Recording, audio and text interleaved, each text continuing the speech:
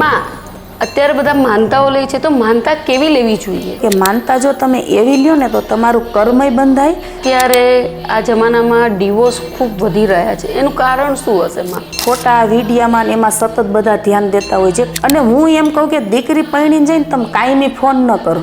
સાચી વાત છે. બરોબર છે કે ભૂત પ્રેત એવું બધું શું એ સાચું હોય છે માં? એટલે આવું બધું કહેતા હોય કે આમ બધું ચૂડાયેલું હોય ને ભૂત હોય ને આ બધું, પણ કોઈ પણ માણસનું મૃત્યુ અકાળ કાળે થયું હોય. નમસ્કાર મિત્રો, ભક્તિ અમૃતમાં આપનું હાર્દિક સ્વાગત છે. હું છું નીલમ. તો મિત્રો, ખરેડા ગામ છે, આઈ જહાલમાં ને ત્યાં અમે આવ્યા છે અને મા સાથે અમે પ્રોડકાસ્ટ કરવાના છીએ અને ઘણી બધી વાતો મા પાસેથી જાણવાના છીએ.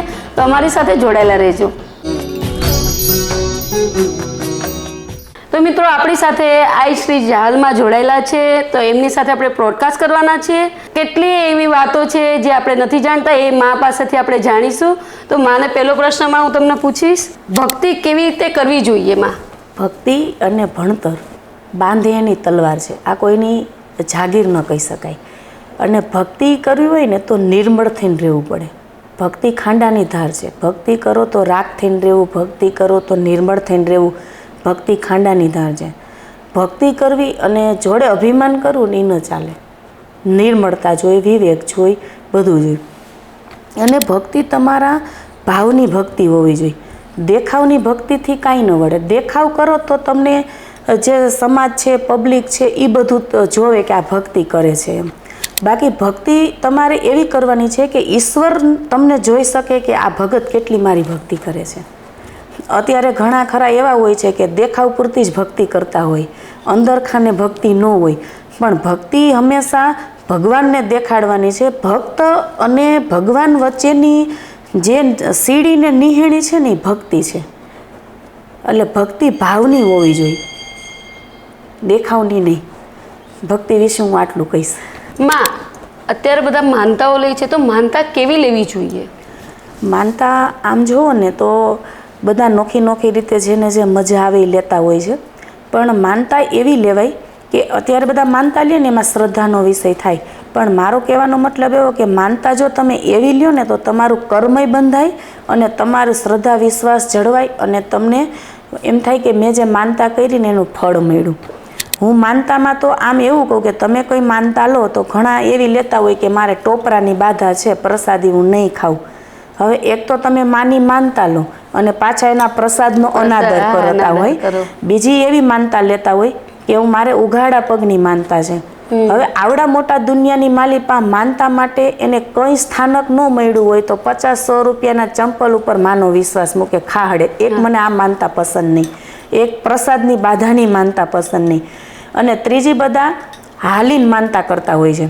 હા, ઘણી જગ્યાએ ચાલી જવાનું. પણ મારો કહેવાનો ભાવ શું કે પહેલાના સમયમાં આટલી સુખ સુવિધાઓ નહોતી, એટલે માણસને ચાલીને જવા સિવાય કોઈ એની પાસે ઉપાય નહોતો, એટલે કરતા હોય. પણ હું એમ કહું કે તમે જ્યાંથી ચાલીને નીકળો ત્યાં સુધી તમે પહોંચો, એટલે એ જવાબદારી જે ભગવાનના સ્થાનકે તમે ચાલીને જાઓ છો એની જવાબદારી તમારી આવે. એને કેટલું તમારું ધ્યાન રાખવું પડે તમે ચાલીને ત્યાં પહોંચો ત્યાં સુધી. પણ હું એવું કહું કે માનતા તમે એવી લ્યો કે ભાઈ મારું જો આ કામ થઈ જાય માં, બરાબર, તો હું આ કૂતરાને 101 રોટલા ખવડાવીશ, બરાબર, ચકલાને ચણ નાખીશ, ગાયને લીલું નાખીશ, કીડિયારું પૂરીશ, અથવા હું કંઈક 5, 25, 51, 100 જેટલી શક્તિ એવડી ભક્તિ તો હું આવી ગોયણી જમાડીશ. તો એ જગ્યાએ તમારું કર્મય બંધાય અને તમારું માનતાય થાય અને તમારું જે દેવસ્થાના પ્રત્યે તમારો ભાવનાનો વધારો થાય. એટલે હું માનતા વિશે તો આટલું કહીશ. માં અત્યારે બધા ઘણા ખરા તમે જુઓ તો કે ભૂત પ્રેત એવું બધું શું એ સાચું હોય છે માં? એટલે આવું બધું કહેતા હોય કે આમ બધું ચૂડાયેલું હોય ને ભૂત હોય ને આ બધું, પણ કોઈ પણ માણસનું મૃત્યુ અકાળ કાળે થયું હોય, કોઈ એવી જગ્યાએ થયું હોય તો એમને મુક્તિ ન મળી હોય ને એટલે પ્રેત યવનીમાં જતા હોય, પિતૃ યવનીમાં ન હોય. પણ એમના પરિવારને ખ્યાલ ન હોય કે અહીંયા આવો બનાવ બની ગયો છે અને એવી રીતે બધાને મોક્ષ મુક્તિ ન મળી હોય. પણ કોઈ પણ એવું હોય ને એને પ્રેત આત્મામાંથી પિતૃ આત્મામાં લાવવું પડતું હોય. એ આપણે એને જે બ્રાહ્મણો એને હવન કરતા હોય છે. પછી જ્યારે પિતૃ આત્મામાં આવી જાય ને ત્યારે એમના જીવને ગતિ મોક્ષ મળતો હોય. તે પછી એ પ્રેત આત્મામાં ન હોય. પણ એનો જે સમય હોય ને ત્યાંથી કોઈને પસાર થવાનું થાય અને કંઈ પણ બનાવ બને એટલે બધા અત્યારે એવું કહેતા હોય કે અહીંયા ભૂત થાય છે, આ થાય છે, પણ એવું હોતું નથી. અને આમ જોવો ને તો લગભગ ભૂતને એ તો કોઈ નડતા જ નથી, બધા જીવતા જાગતા આપણે જ બધા ભૂત છીએ એમ કહી શકાય, બરોબર? આપણે જ બધાને નડીએ છીએ, બાકી કોઈ નડતું જ નથી. એટલે માણસો નડે છે અત્યારે. હા, એટલે આ ભૂત પ્રેત વિશે તો હું આટલું કહીશ આપને. ના સાચી વાત છે માં. જે જતા રહેલા એ જીવતા નડે છે, મરેલા નથી નડતા. માં એક બીજી વાત મારે જાણવી છે કે અત્યારે આ જમાનામાં ડિવોર્સ ખૂબ વધી રહ્યા છે, એનું કારણ શું હશે માં? જે યુવા પેઢીની જે વાત કરો છો તો એમાં એવું છે કે યુવા પેઢીમાં જે લગ્ન થાય છે તો અત્યારે વિધિ કરતાં તમે જુઓ ને તો દેખાવ વધી ગયો છે, કે જેથી કરીને કોઈ ફોટા છે તો ફોટા વિડીયામાં એમાં સતત બધા ધ્યાન દેતા હોય, જે કાયદેસર વિધિ પ્રમાણે કોઈ ધ્યાન નથી દેતું. વિધિ ટાઈમસર ન થાય તો ચાલે, પણ ફોટા વિડીયા કરવા પડતા હોય છે. અને અત્યારે યુવા પેઢીમાં તો એવું છે, દીકરા દીકરી એકબીજાને જોઈને સંબંધ કરતા હોય તોય છૂટાછેડા થાય છે. પહેલાંના સમય એવો હતો કે વડીલો જઈ અને નક્કી કરી આવતા ને તોય સંબંધ ટકતા, બરાબર? પણ પહેલાં જે સમય એવો હતો કે દીકરા દીકરીઓના જ્યારે લગ્ન થાય, યુવા પેઢી હોય તો લગ્ન કરીને ઘરે લાવે ને એટલે પહેલાં તો એમને આપણા માતાજીએ પહેલાં વડીલોના આશીર્વાદ લેતા કે ભાઈ આ મામા થાય, ફઈ થાય, માસી થાય, બધાને બેસાડી અને નીચે બેસીને આશીર્વાદ લેતા. ત્યારબાદ એમના આપણા જે કુળદેવી હોય ત્યાં પગે લાગવા લઈ જાય, એને ગોતરમાં ભેળવતા હોય, આપણા સુરાપુરા પાસે લઈ જાય. એટલે આવનારી દીકરીને એટલો ખ્યાલ આવતો હોય કે આ મારા કુળદેવી છે, આ મારા સુરાપુરા દાદા છે, આ મારા ઘરના વડીલ છે, બરાબર? આ ગાયું વાહે ખપાણા છે, આ ધર્મ વાહે ખપાણા છે, બેન દીકરી વાહે ખપાણા છે, તો મારે આમ તેમ નહીં ચલાય, મારે આ કુળમાં આવી જ રીતે રહેવું પડશે. આ બધા એના માટે આ બધું હતું. ત્યારબાદ હવે રોટલા ખાવડાવવાનો ક્રેઝ હતો પેલા સમયમાં, કે ભાઈ મામાના ઘરે ને માસીના ઘરે ને બધે રોટલા ખાવા લઈ જતા. અત્યારે આ કોઈને ફેશનમાં ગમતું નથી, એમ કે એવું કંઈ હોય નહીં. પણ એ શું કામ એને હતું કે પહેલાંની પેઢીમાં કે રોટલા ખાવા જાય ને તો એમ કરતાં કરતાં 6 મહિને રોટલા પૂરા થાય, 5-6 મહિના લાગી જાય દીકરી પક્ષમાં અને દીકરા પક્ષમાં. એટલે અહીંયા બધા વાલપની વાતો થાય, પ્રેમની થાય, દુઃખની થાય, ભક્તિની, ભાવની, સંપ અને પરિવાર સાથે સંકળાયેલા હોય. એમાં 6 મહિના સુધી એ દીકરી એમાં રહે ને મર્યાદિતમાં, અને એ બધું જોવે તો એનું અંદરથી જે બીજ રોપાણ થાય ને મર્યાદિત બીજ રોપાણ થતું હોય. સાચી વાત છે બરાબર? અને અત્યારે કેવું થાય છે કે આમ લગ્ન થાય અને સીધી ફરવાની ટિકિટ હોય અને ઊભા બારમાં નાચતા હોય, પણ આ 6 મહિના સુધી રોટલા ખાઈને એમાં જે બીજનું રોપાણ બાળકનું થાય ને તો એ મર્યાદાવાળું બાળક થાય, એ પ્રેમાળ ભાવિક બધું થતું હોય. એ બાળકનો જન્મ થાય ને તેનો ઉછેર એવો થાય. અને અત્યારે આ જે બાળકનો જે જન્મ થાય, આ ઊભા બિયરમાં નાચતા હોય ને એમાં બીજ રોપાણ થાય ને એ બાળકનો જન્મ થાય ને તો એ મોટા થઈને તમને નચાવે. તમે નાચ્યા હોય તો એ તમને નચાવે. પછી એના એ જ માવતર અમારી પાસે આવે કે માં તમે આને કંઈક આશીર્વાદ આપો, માં તમે આને કંઈક સદબુદ્ધિ આપો, માં આને કંઈક સારા માર્ગે વારો, બરોબર? આમને બીજી જ્ઞાતિમાં લગ્ન કરવા છે, માં આને લગ્ન કરી લીધા છે, ભાગીને કરી લીધા છે, આવા પ્રશ્ન બનતા હોય. પણ અમારે કેવું પડે કે માં તારો બગાડેલો અમારથી ક્યાંથી સુધરશે?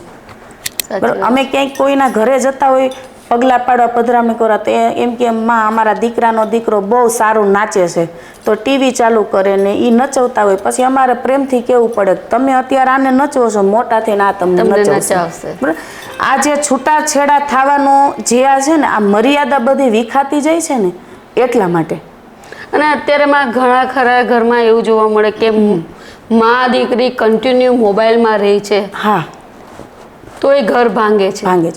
મોબાઈલ એક એવી વસ્તુ છે, બહુ સારો ઉપયોગ છે. જો તમને સારી રીતે એનો ઉપયોગ કરતા આવડતો હોય ને તો ખૂબ સરસ ઉપયોગ છે, પણ બિનજરૂરી ઉપયોગ માટે એ નથી.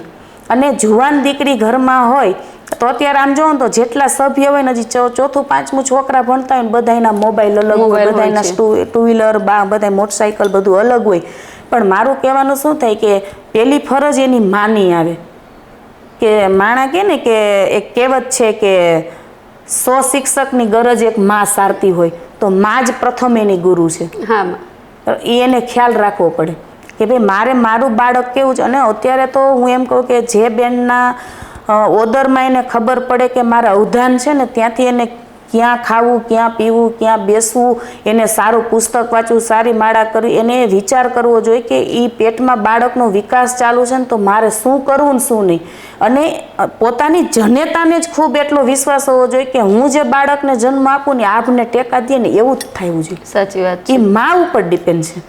એટલે છૂટાછેડાનું તો તમે જે આ કહો છો, પણ હવે બધાને કોઈ વડીલોનું કોઈને માનવાનું જ નથી. તો અત્યારે ઘણા ખરા ઘરમાં એવું છે કે માં કે દીકરી સાસરે જાય છે એટલે માં જ દીકરીને ચડામણી કરતી હોય છે. હા, કે સાસુ જોડે આવી તે રે કે આવી તે રે.